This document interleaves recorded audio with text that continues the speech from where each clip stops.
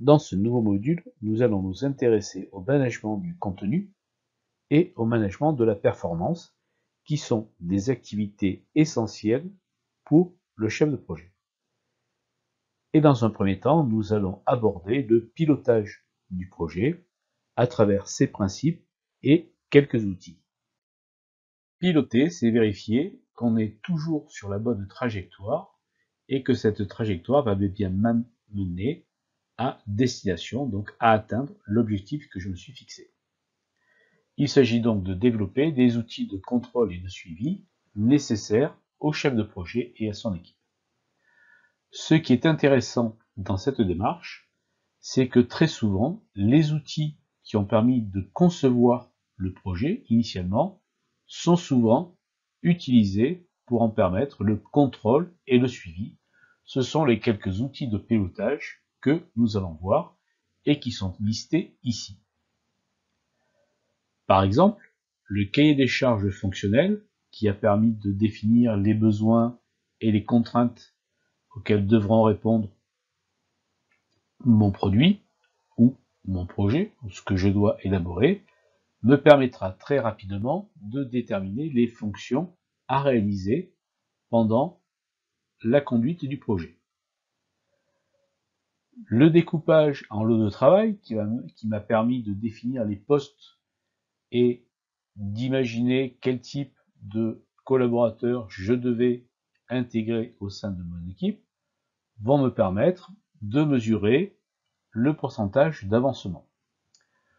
Le diagramme Gantt, sur lequel nous allons nous attarder un peu plus longuement dans un autre module, va me permettre de mesurer l'écart entre ce qui était prévu et ce qui est réalisé.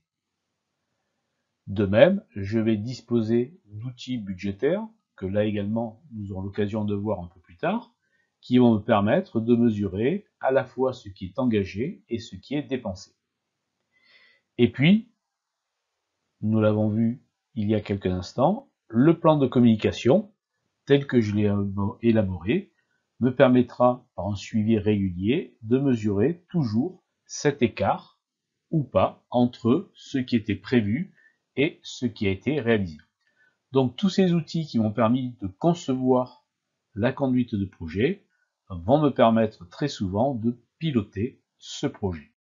Première action que je vais devoir mener en tant que chef de projet, c'est le regroupement des tâches en utilisant un outil qui s'appelle le WBS, Work Breakdown Structure. Il s'agit de réaliser un organigramme des tâches en partant des tâches définies dans le cahier des charges fonctionnelles, tel qu'on a pu l'analyser, et arriver à une logique de travaux que l'on appellera des lots de travail. Petit exemple pour illustrer le WBS, je suis chargé de construire une maison. J'ai globalement 3 grandes familles de chantiers à mener, les fondations, le gros œuvre et les finitions. Et chacune de ces entités peut être également décomposée en un certain nombre de lots de travail que nous retrouvons ici. Par exemple, pour les fondations, je vais avoir un lot de travail lié à la préparation du terrain, un deuxième au ferraillage de mon ensemble et au coulage d'une dalle pour terminer mes fondations. Et ainsi de suite, je peux ainsi déterminer des lots de travail qui pourraient être chacun confiés à une personne ou à une équipe. Pour réaliser correctement mon WBS, je vais m'attacher à la décomposition de la tâche globale que représente mon projet en un certain nombre de tâches supérieures, puis de sous-tâches, de tâches élémentaires, etc., jusqu'à arriver à la définition d'un élément final qui est le lot de travail. Et ce lot de travail doit être identifié en fonction du métier de celui qui doit réaliser ce lot de travail, de la localisation si je suis sur plusieurs sites, des besoins fournisseurs, des fonctions qui sont mises en œuvre pour la réalisation de ce travail, du temps qu'on est capable d'y consacrer. Lorsque je réalise mon WBS, le découpage doit être ni trop simple, car dans ce cas-là, je vais oublier un certain nombre d'éléments importants, ni trop détaillé, parce que alors, mon document sera totalement ingérable et ça sera une grosse perte de temps de la part du chef de projet. Bien évidemment, un lot de travail doit être gérable, c'est-à-dire qu'il doit pouvoir être fixé à travers un objectif SMART et il doit être attribuable à un responsable. Une fois mon WBS réalisé, eh bien, je vais m'attaquer au diagramme des responsabilités, autrement dit l'OBS, l'Organizational Breakdown Structure. Il s'agit de définir quelles sont au sein de mon équipe les personnes qui seront responsables de tel lot de travail. Donc vous en avez une petite illustration ici. Et donc il s'agit de partager les responsabilités de la conduite et de la réalisation des tâches et des lots de travail en s'appuyant d'une part sur les compétences présentes au sein de l'équipe et sur un juste équilibre pour que certains ne soient pas surchargés de travail alors que d'autres seraient sous-employés. Ces deux travaux WBS et OBS étant réalisés, je vais m'attacher en tant que chef de projet à la réalisation de la matrice RACI. De quoi s'agit-il? Il s'agit de préciser, de clarifier un certain nombre de points, de telle façon que tout le monde au sein de l'équipe soit au courant de qui fait quoi et qui travaille au profit de qui. Globalement, l'idée c'est d'avoir dans un premier temps ici un certain nombre de lignes qui vont correspondre à mon découpage en lots, en tâches, etc.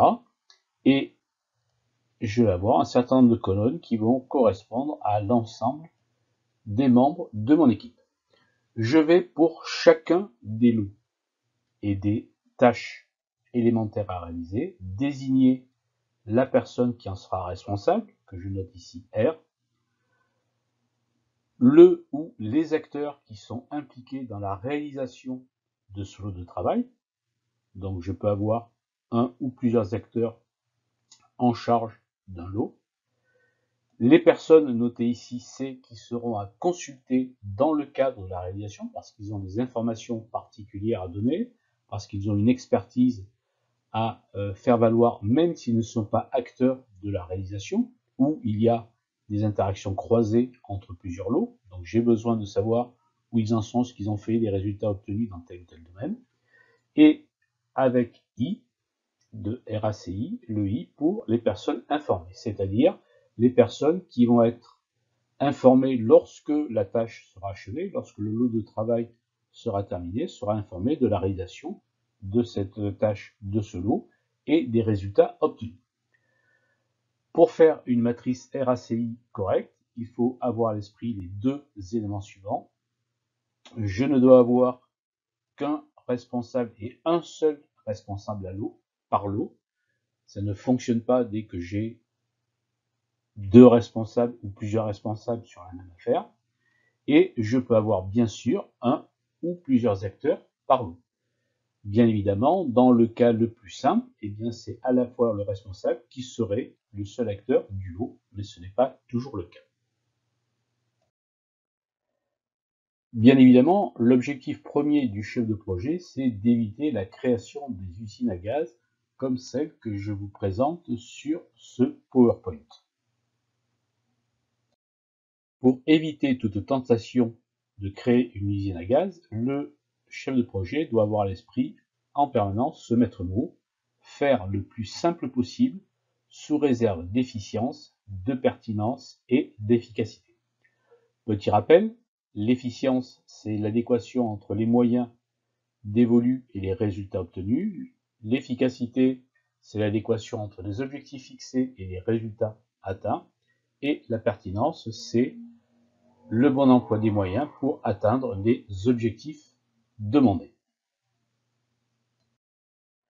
Alors, bien évidemment, le chef de projet doit pouvoir s'appuyer sur des outils numériques qui vont lui permettre de réaliser l'ensemble de ce que nous venons de voir. Je vous en propose ici quelques-uns, soit des outils gratuits, donc du style Open Project ou Gantt Project, qui sont des outils assez simples de prise en main et assez simples de mise en œuvre et qui permettent de conduire des projets de petites équipes. Et puis des outils beaucoup plus professionnels, le plus connu étant MS Project, donc Microsoft Project, qui est là bien évidemment un outil payant, mais qui est suffisamment puissant pour conduire des projets très élaborés ou compliqués.